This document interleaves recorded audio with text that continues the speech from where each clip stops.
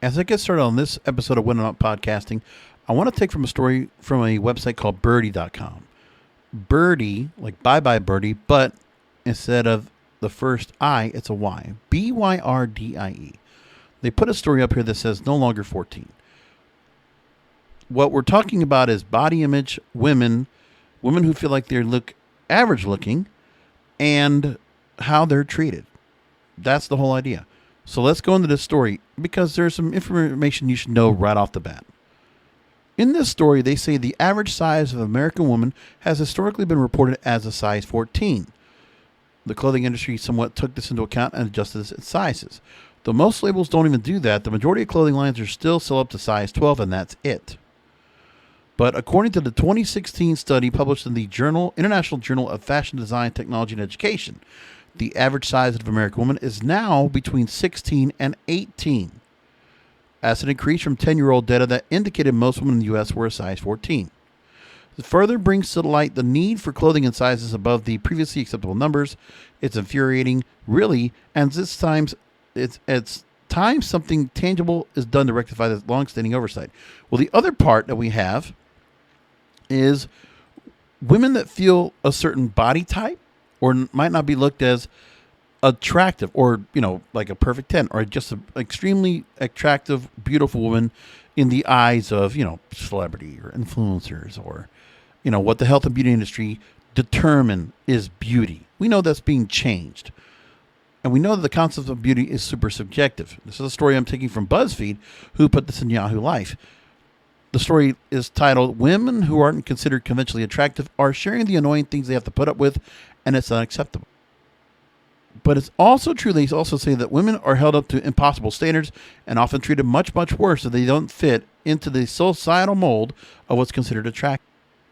So a Reddit user by the name of Baymax the Bot asked women to share the lesser-known problems of being an ugly, quote, or unattractive woman. Responses came coming in. And here are some of the ones that we hear. 1, being invisible next to your friends. They're all having fun and you just sit there with no one talking to you. So that's the thought of like, okay, you have women around you, girlfriends that have pretty privilege, and you're the one that might be the fat girl in the group, or supposedly the not as attractive one.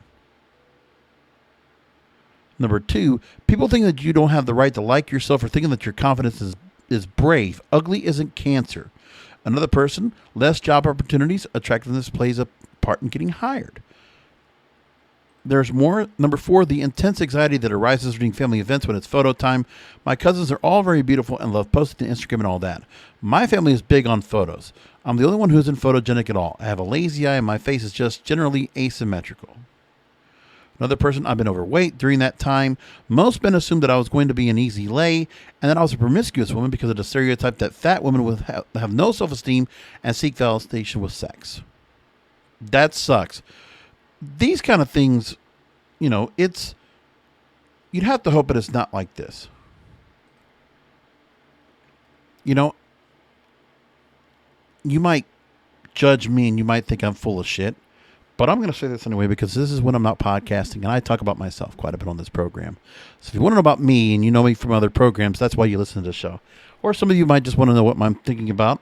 Me, somebody that does podcasting for a living, full time. Well, the one thing is, the kind of women I like to go ahead and approach, well, when I used to really go out and dating, is I like the girl who's thicker. I like the girl who was probably overweight. I mean, it wasn't because it was easier. I mean, I guess some people are going to definitely say that it was because it was easier to go ahead and reach out and connect to a girl that would be more approachable. I will say that, yeah, there are some cases where I feel like a girl who might be a little bit chubby or probably overweight, I was thinking that they could be a little more approachable. But because they might feel something where they're not feeling that they're going to get the confidence or they might not have the self-esteem. But the way that this Reddit writer was actually saying about fat women have no self-esteem and seek validation with sex, I don't agree with that part. The second part I don't agree with. But I think there might be a self-esteem confidence issue. And, if a woman doesn't feel as beautiful as she should, that does happen. I know with a number of girls I dated or girls that I talked to, even just through online dating, they might feel that feeling, but the validation doesn't need to be through sex. I mean, it doesn't. And my thing is just that a lot more women just need to be felt beautiful.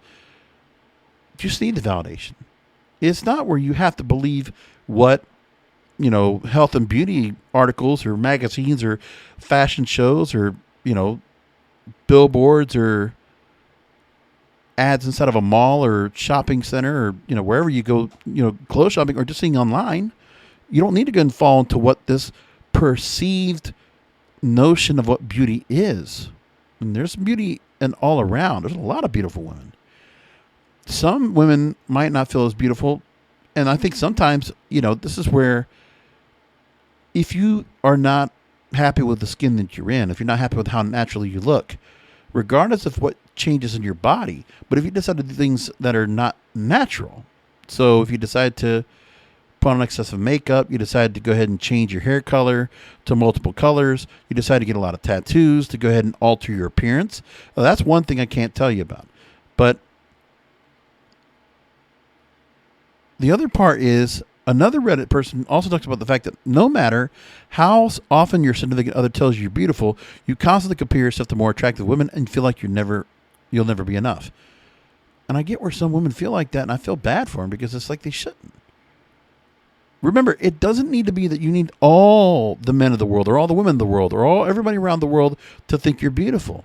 You just need the people that matter, people that count to make you feel loved and beautiful and feel special. It just takes one or two. It doesn't need to be everybody. And then it also doesn't have to be family who they might be just thinking because that's just out of love anyway.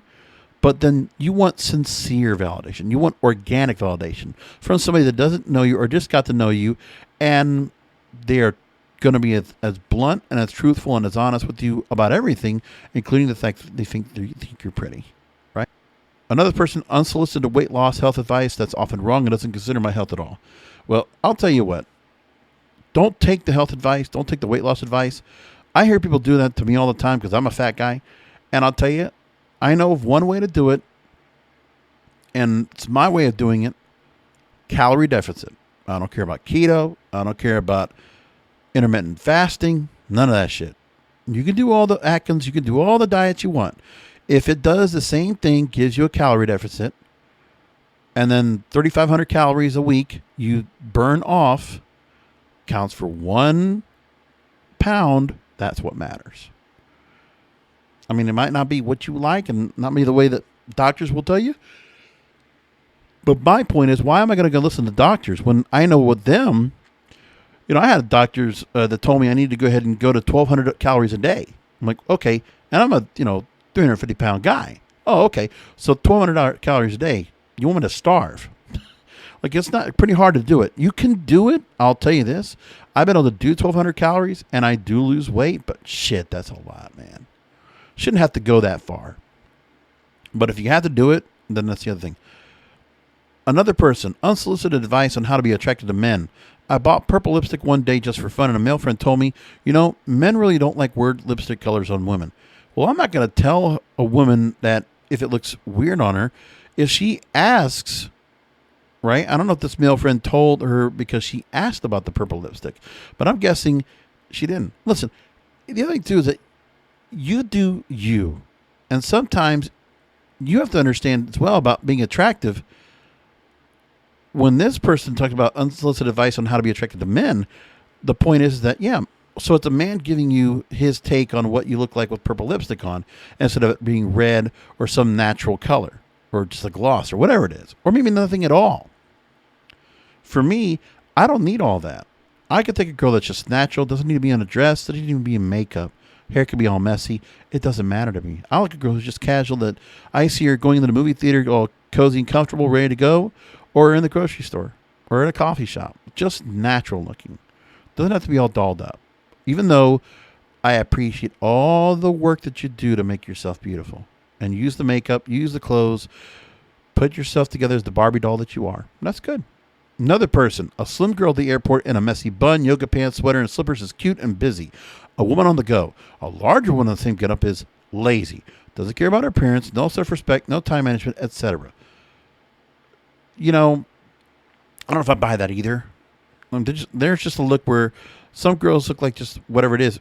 Also, the girl, she's also yoga pants, sweater. You also kind of think when a girl is in shape, she's wearing those kind of clothes because it might be where, especially the yoga pants, looks like, or a sweater, it looks like she's kind of like going out to work out. So there's that thought process. It's not great, but I get that part. Another person, empathy and sympathy. People want to comfort you when you're the cute, pretty crier so they can protect you. I rarely see ugly people being the face of depression or mental illness on social media. Probably true. But then social media, that's not the place to go ahead and try to get validation in the first place. Let's just be honest here. There's a lot of nasty crap going on social media. Another, people being rude to you, especially men. If they're not attracted to you, then you don't deserve respect or decency. I also want to know how many of these people are talking about their interactions online as opposed to in person. We don't have that distinction, but I'm sure there's a big difference there. And I bet you more severe if you're doing it online as you are in person. Another person, as a fat woman, not being able to go to 90% of my doctor's visits without my weight being brought up. I mean, that's fine in a checkup or physical. But if I go in because of a sinus infection, I really don't feel the need to discuss how fat I am right at that moment unless it's somehow going to clear up my sinus infection. Well, that's when you just need to go and shop around for a doctor that does not decide to go ahead and lecture you every couple of days. I mean, that's, they don't need to be lecturing you unless they have the blood test results and all and say, hey, the only way you can take care of this is if you go ahead and lose weight. And then, if they want to offer you a regimen to help you lose weight, phentermine, some other supplements, or a pill, that helps, Another person, when someone genuinely finds you attractive, you think it's a joke. Well, that sucks. And you know what? Sometimes I like the challenge of making a girl make her feel beautiful because she is, and I just try to, hit her over the head with it. Not literally, but you know what I'm saying. Another person, being used multiple times as a stepping stone to more attractive acquaintances or relatives. Men only speak to me to ask questions about their intended targets. I'm not even seen as a woman in my own right. I don't like that at all. And I don't do that part. And I don't like people that try to go and use other women as leverage to get to the hotter chick. That's crap. You got to have confidence to talk to the girls that you want to talk to. And why she shouldn't be talked to either, I don't know. That's your problem. So, interesting stories all about. But to me, it's important to find people that are just more open-minded. And I think for me, I appreciate women of all different, of everything. Skin colors, the amount of flesh you have on you, the weight, how you carry it. I mean, there's a lot of beautiful women that I find that's very attractive. And it doesn't matter that they're on a magazine or not. And sometimes when they're too skinny, I look at them at like a fashion show and they're a 0 or a 1. Probably too much. But they're also beautiful too. But they're a lot more beautiful just like that too. Anyway, I'll leave it there and I'll talk to you next time.